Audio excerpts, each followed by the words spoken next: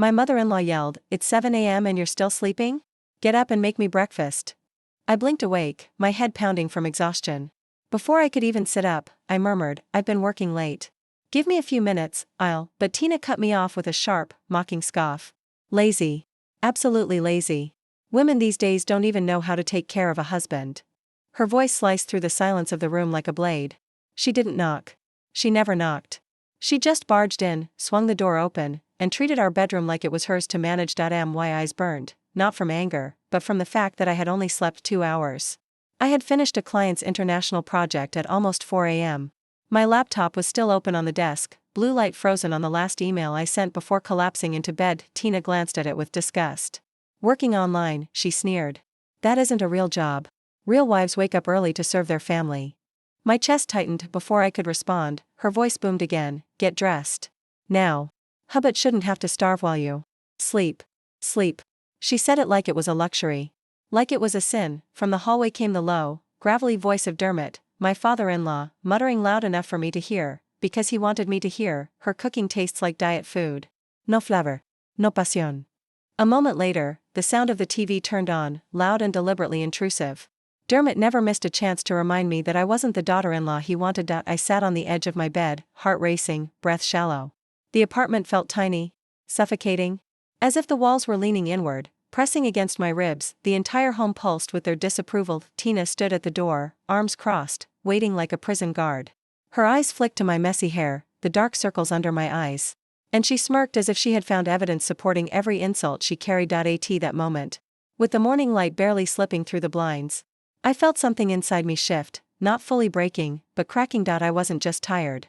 I wasn't just overwhelmed. I was drowning in a house that was supposed to be mine. A house I paid for. A house they treated as their own, and I could feel my lungs straining for a breath that simply wasn't there.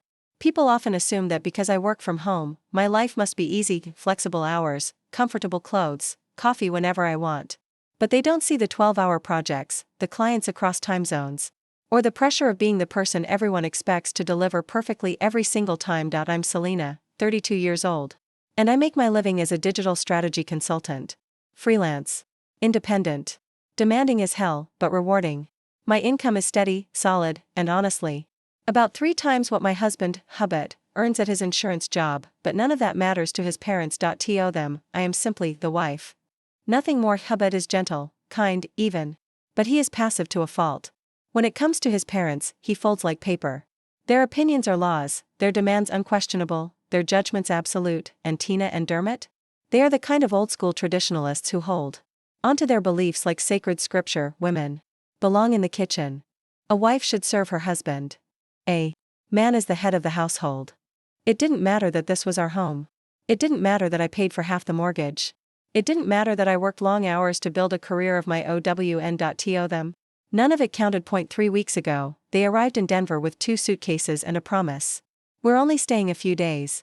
But the days stretched into weeks, and slowly, painfully, our small 2-bedroom apartment began to feel like a pressure cooker. Every cabinet I opened, Tina had rearranged. Every meal I cooked, Dermot criticized. Every hour I worked, they dismissed as playing on the computer. If I wore sweatpants to work, Tina rolled her eyes. If I wore business attire for virtual meetings, Dermot asked, "Who are you trying to impress?" It was relentless. They moved as if the place belonged to them, leaving shoes in the hallway, blasting the TV, treating the guest room like a storage unit. Tina commandeered the kitchen. Dermot claimed the living room recliner. And I, somehow, became an intruder in my own home. No matter how successful I was, how hard I worked, or how much I contributed, they saw me as inadequate simply because I didn't conform to their outdated mold. And every day, that realization weighed a little heavier on my chest. It happened on a Thursday morning, the kind where your bones still feel heavy from the night before, where your eyes sting from staring at a screen too long. I had finished an international meeting at 4 a.m., collapsed into bed, and barely drifted into sleep when, bang, bang, bang, the bedroom door shook under Tina's fist. "Get up and make us breakfast, Selena," she screeched, as if the apartment was a military barracks and I was a delinquent recruit. My heart kicked painfully against my ribs. The clock read 7:03 a.m. I had been asleep for barely 3 hours. I rubbed my forehead, fighting the pounding migraine blooming behind my eyes. "Tina," I managed, my voice groggy. "I just finished a 4 a.m. meeting. I need a little more time to, don't lie to me." She snapped before I could finish, "Working online isn't a real job. You young people think sitting in front of a laptop makes you important. I forced a breath through my nose, the kind that burns on the way out. Tina, I'm not lying. I work, you work. She barked out a laugh, please. All you do is type and pretend. Meanwhile my son goes to a real job every day. The exhaustion in my chest curdled into something sharper. I sat up fully, looked her straight in the eyes, and said the words that had been building in me for weeks. You have 30 minutes to pack and leave my home. For the first time since arriving. Tina didn't speak, then her lips curled into a mocking smile. You're home? She sneered. This is my son's apartment, sweetheart. Not yours.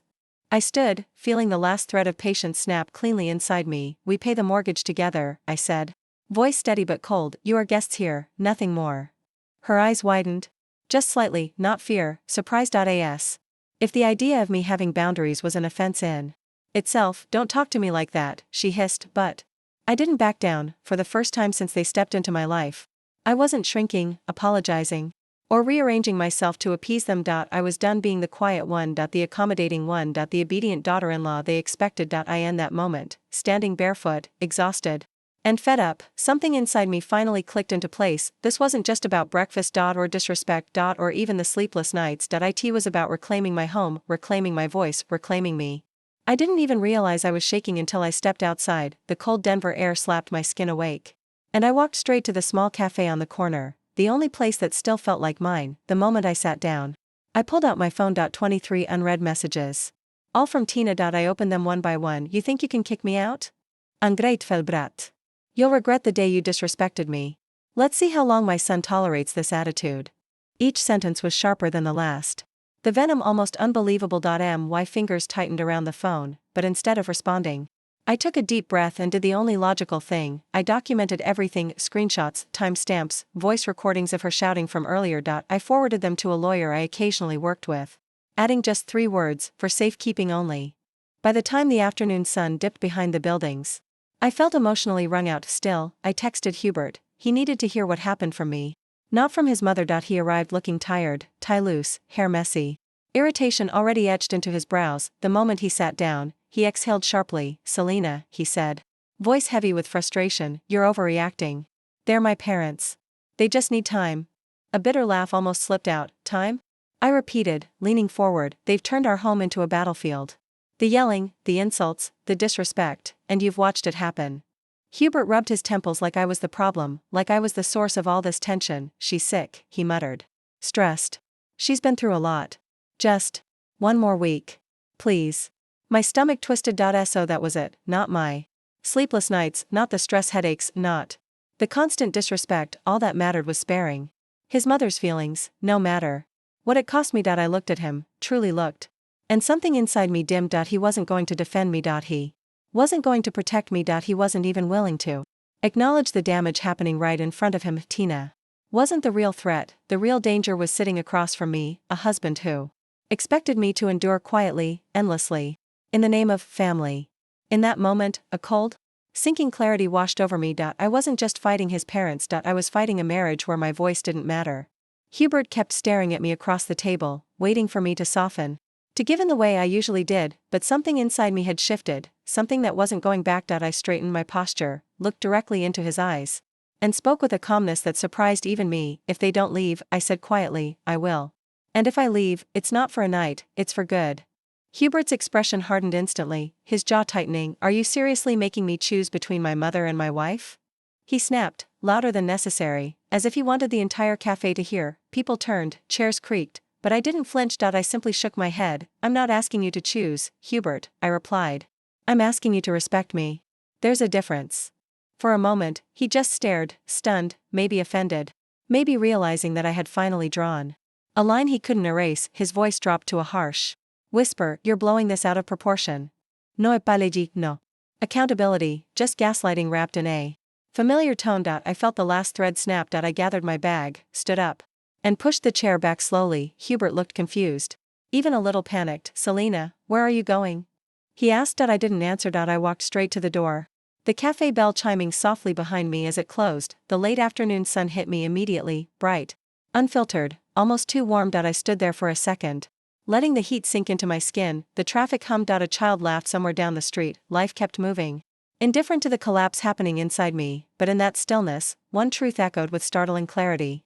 This marriage was already over, not because of Tina's insults, not because of Dermot's muttering, not even because of the endless disrespect. It ended the moment my husband chose silence over my dignity. I took a slow breath, my chest rising with a strange mix of grief and relief. Then I stepped forward, letting the sun guide me down the street. Each step felt heavier and lighter at the same time, like slipping out of chains I'd worn so long I forgot they were there. I didn't look back. I didn't need to. I in the golden heat of that Denver afternoon, I understood something with absolute certainty: choosing myself wasn't selfish. It was survival. The weeks after I walked out felt strangely quiet, as if the world had finally turned down its volume. There were no more slammed doors. No more shouting at 7 a.m. No more footsteps pacing outside my office during late-night meetings, just silence, heavy, unfamiliar, but healing. The divorce moved quickly. When the judge finally announced the ruling, her voice echoed through the courtroom: the condominium will be divided equally between both parties, as both names are on the deed. I felt a sharp sting, not because of the material loss, but because the place I once called home now felt like ashes. Still, I nodded, accepted it, and walked away. I rented a tiny studio downtown, one room, white walls, sunlight pooling across the hardwood floor every morning. It wasn't much, but it was mine. My work picked up quickly again, and for the first time in months, I could breathe without feeling watched or judged. Meanwhile, Hubert stayed in the condominium with his parents. It didn't take long before the consequences of his choices began to unravel. Without my income, the monthly mortgage became a weight he couldn't carry. 3 months later, he received a notice from the bank. Foreclosure proceedings had started. I only found out when the bank contacted me. My name was still on the loan. Something inside me clicked. I wasn't angry. I wasn't vengeful. I simply saw a door opening, a door back to the place that had once been mine before it turned into a battlefield. I scheduled a meeting with the bank. We negotiated, and after hours of paperwork and signatures, the deal was sealed. I would pay the outstanding debt. I would buy out Hubert's portion, and I would become the sole legal owner. When Hubert received the notice, he tried to fight it. He filed complaints, made accusations, tried to twist the narrative, but every attempt collapsed in court. He lost. Tina and Dermot were furious. They called me names I won't repeat. They spread lies to friends and neighbors, claiming I stole the apartment from their son, but their outrage only made the truth clearer to everyone who knew the situation, and to me, because when I stood in the doorway of that condominium again, silent, empty, sunlit, I didn't feel anger. I felt victory, quiet, steady, dignified victory, for the first time. The place wasn't a prison. It was proof that I had survived, proof that I had reclaimed what was mine, proof that I had taken my life back. Life settled into a rhythm that felt almost unreal. After everything, the shouting, the insults, the nights spent wondering how her own home had turned against her, Selena finally woke up each morning to something she hadn't felt in years: peace. She worked long hours, but on her own terms. No one barged into her room demanding breakfast. No passive-aggressive comments followed her every move. She made money, built her portfolio, and poured herself into projects that challenged her in the best way, and slowly, the tension that had once lived in her shoulders dissolved like steam in warm air. It was during this new chapter that she met Harry, not through drama, not through desperation, but through something refreshingly simple: mutual respect. He was kind without performing it, attentive without smothering, genuine without needing praise. They met for coffee after a conference, then again for dinner, then again just to walk through the city at night. He never told her what a woman should be. He never dismissed her work as not a real job.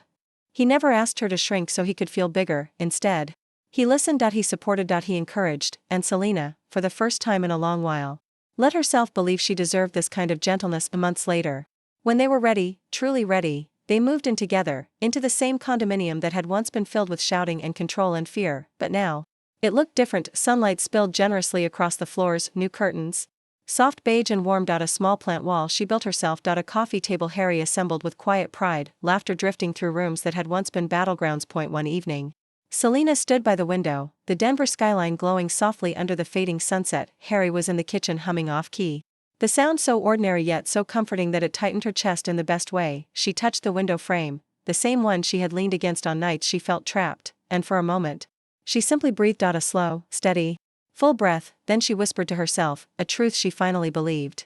She hadn't lost a marriage, she had gained herself. This wasn't triumph over anyone, this was triumph for herself, her home, her peace, her freedom, her future. Everything she'd been denied before, now finally belonged to her.